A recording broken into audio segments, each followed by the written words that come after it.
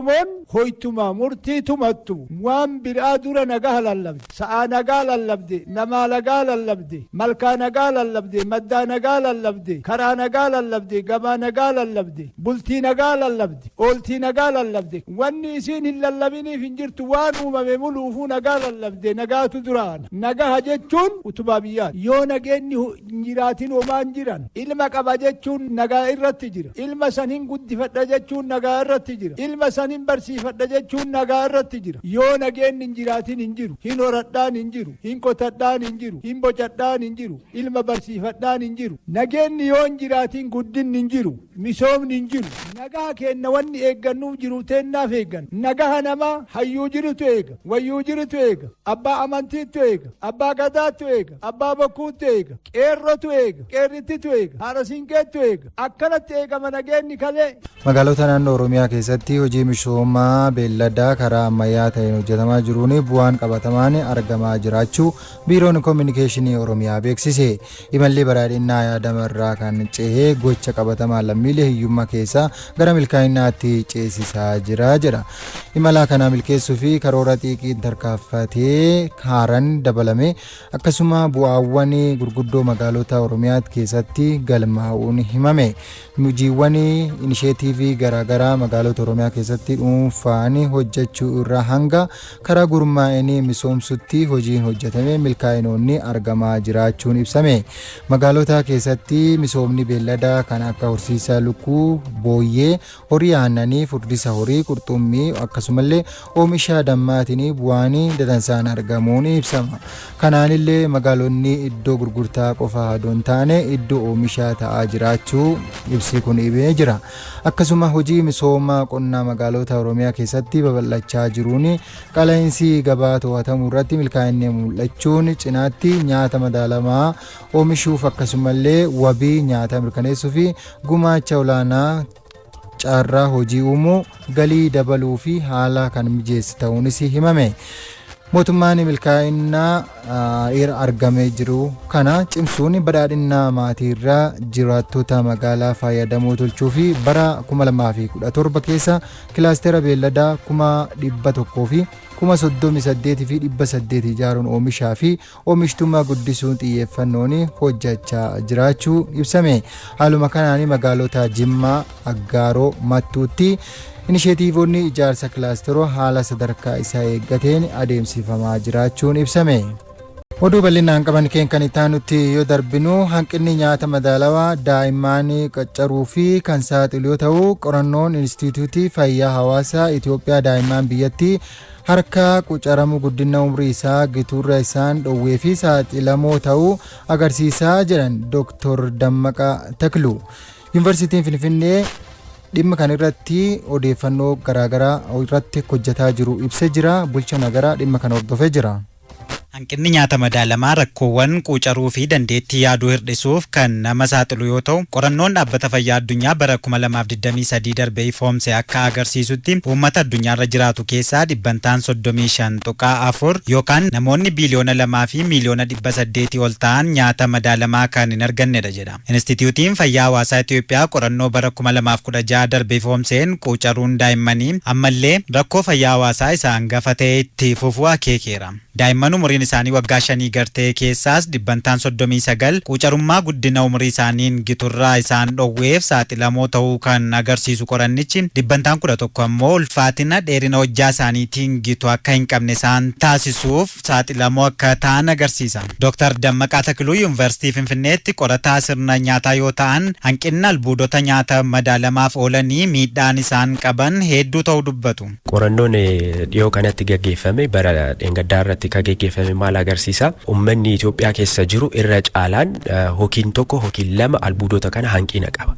Kunniin immoo akka fakkeenyaatti yoo si hime namni tokko ayiranii yookiin immoo sibiila gahaa ta'e midhaan keessaa yoo argachuu baate yookiin immoo qorichaan yoo argachuu baate hanqina dhiigaatiif saaxilama.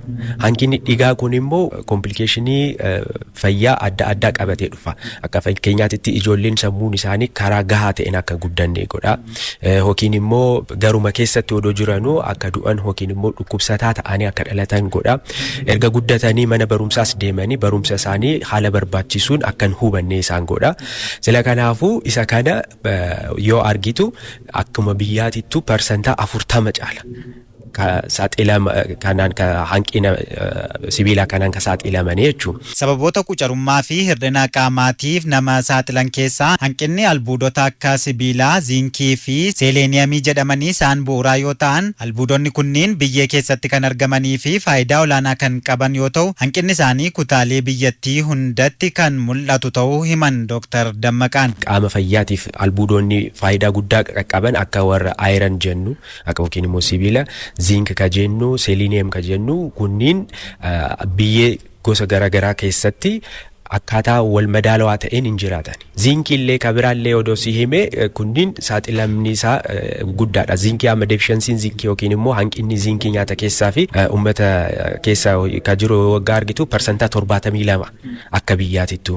Ministeerri Fayyaa Federaalaa imaammata sirna nyaataa bara 2011 baasuun hojiirra kan oolche yoo ta'u, kaayyoon imaammatichaas waliin gahinsa nyaata madaalamaa ta'ee mirkaneessuu fi lammiileen biyyattii hundi jireenya fooyya'aa kan bu'a qabeessa ta'ee fi umurii jireenyaa fooyya'aa ta'e akka qabaataniif kan akeekkatedha. Akkasumas waadaa saqooxaa kan hanga akka lakkoofsa Awurooppaa bara 2030tti quucaruu hambisuuf kaayyeeffatellee baafachuun biyyattiin hojiirra oolchaa jirti. Kaayyoo qabatame kana milkeessuuf hojiin gama hundaa barbaachisaadha kan jedhan Dr. Dammaqaan albuudota murteessoo kanneen karaa xaa'oo biyyeetti dabaluudhaan rakkoo kana furuuf karoora mootummaan qabatee jiru keessatti hanga tokko gumaachuun ni danda'amaas dhaaman. Biyyee isa hanqina albuudota kana qabu keessa karaa agronomic biofortification yookiin immoo karaa artificial ta'een hojii namaatiin ka hojjetaman albuudota kana gara biyyee keessatti naqanii jechuun midhaan biyyee san keessa albuuda isa barbaachisu akka argatu achiin booda immoo midhaan karaa kanaan oomishame kana uummanni nyaatee fayyaa isaatiif illee hojii isaatiif illee akka gargaaru isa hojjetaa turre jechuudha. Ani amma akka fakkeenyaatti PhD kiyya kan hojjedhe isa tokko Oromiyaa keessa midhaan daagussaa jedhamu afaan Amaaraatiin midhaan daagussaa jedhamu isaaniin keessatti ayiranii fi ziinkii itti dabalee tokkoffaa oomishtummaa isaallee dabalee ture lammaffaa immoo midhaan kana keessatti albuudota kanneen lamaan guddisee fayyaa namaatiif faayidaa barbaachisu akka geessu godheera jechuudha.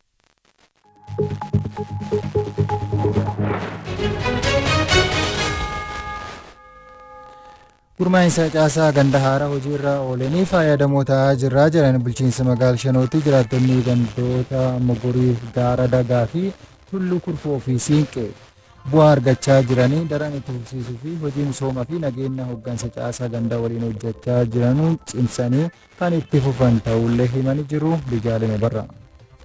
Kenna tajaajilaa dhaqqabamaa gochuun rakkoo bulchiinsa gaarii furuuf mootummaan naannoo Oromiyaa xiyyeeffannoo kenne gurmaa'insa caasaa ganda haaraa hojiirra oolchee bu'aa buusaa jiruun bulchiinsa magaalaa Shannootti qonnaan bultoonni gandoota Mogoroof Gaara Dagaa fi Tulluu Kurfoo fi Siinqee himan. Magaalaa Shannootirraa kiiloomeetirii 5 mana deemnetti kan Shannootti tajaajilaa turre waan immoo waajjirri hunduu asitti nu taa'eera akka barbaannetti sa'aatii nu barbaannetti nu tajaajilanii dhufnaan arganneetuma deebi'u. Yeroo keenyas qusachaa jirra qarshii keenyas qusachaa jirra tajaajilas immoo jiru deddeebisuun hin jiru biirokraasiin hin jiru mootummaan gadi buusuun isaa misoomaafis waan hundaafuu waan gaariidha jedhee tayyada. Daa'ima baannee Shannoo deemnee achitti fayyadamna. Isaan argannu bultii 3 bultii 4 torbanitti arganna. Har'a bakkatti ችግሪን keenya nu hiikama.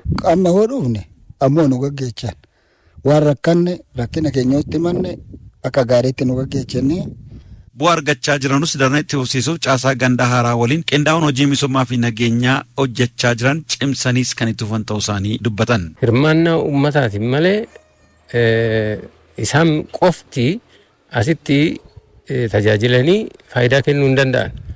Kanaaf uummanni immoo jiru waan barbaadame san ajajamee nageenyaafis misoomaafis ajajamee bahee wanni kana wajjiniin koree kana wajjiniin yoo hojjete funduratti hojii gaariin misoomni gaariin hin uumamedha. Jarri asitti dhufe kunillee haaraadha.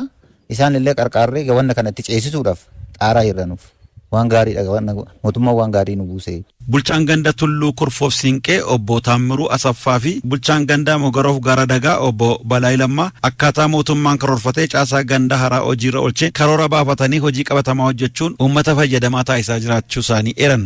Duraan karaa kiiloomeetira 5 wayii deemee itti tajaajilaan argatu tajaajila tokkoofu iddoo biraan deemu asumatti tajaajila isa fudhachaa jiru waan ta'eef galma ga'ee jenneeti fudhannu akka keenyatti. Kallattii mootummaan qabateen gaafa laallu raawwiin keenya fooyyeedha. Hojiiwwan baay'een raawwatamaniiru. Kantiibaa itti aantuun bulchiinsa magaalaa Shanoo addee Gannat Asfaaw magaalichatti gandoota 8 gurmaa'insa caasaa ganda haaraatiin hojii keessa galaniif haala hojiif mijataa ta'e uumuun uummanni tajaajila siyaasaa qindaa'aa ta'e bakka tokkotti akka argatu taasisaa jiraachuu isaanii himan. Hojii karaa qindoomina qabuun sadarkaa gandaatitti hawaasni itti dhiyootti tajaajilamaa jira. Tajaajilamuu qofa osoo hin taane dubdeebii hawaasas mariisifnee jirra jechuudha. Caaseffamni kun gadi buusaatiin hagami yeroo isaa akka qusateef qabeenya isaa akka qusate hojii misoomatirra yeroo isaa itti fayyadamee hojii misoomaa hojjechaa akka jiru gammachuu guddaa akka qabu iddoon hojii mijachuu isaa faana yaada kaasaa ture jechuudha hawaasnis. Kanaaf jalqabbii jiruun kenniinsa tajaajilaatis hojii misoomatis erga caasaan kun sadarkaa gandaatitti hundeeffame jijjiirama guddaatu dhufaa jira madaalatis jirraa jechuudha. Hirmaannaan uummanni gurmaa'insa caasaa ganda haaraa kana cimsuuf deeggarsa taasisaa jiru hoggansa haaraa gandatti ramadamee jirutti haamlee kan hore ta'us dubbatan.